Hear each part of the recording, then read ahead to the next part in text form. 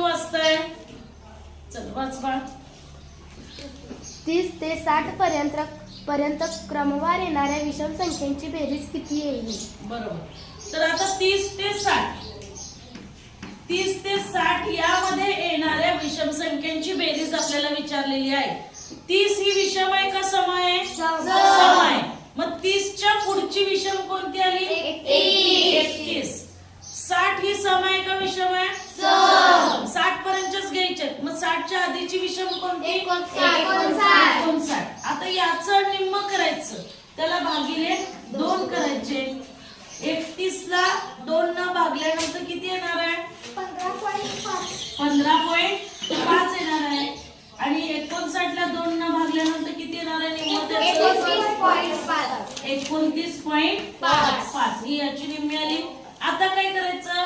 या 29.5 वजाने ही जी निम्मी आलेली आहे ते वजा करायचे आणि त्यामध्ये एक फक्त काय करायचा?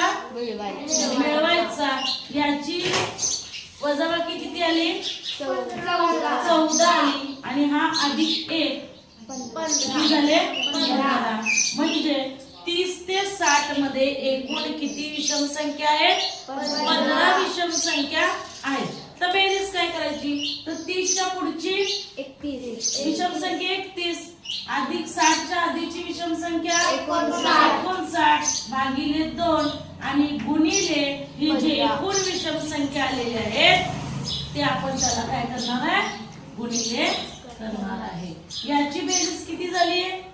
90 भागिले 2 आणि हा गुणिले 15. 2 न 90 ला भाग जातो का नाही?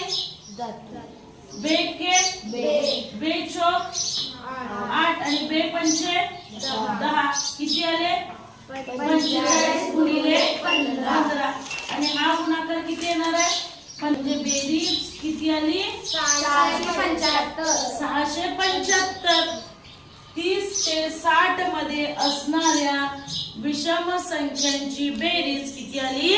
675. एवढं केल्यानंतर आपल्याला पटकन विषम संख्यांची बेरीज मिळून जाते.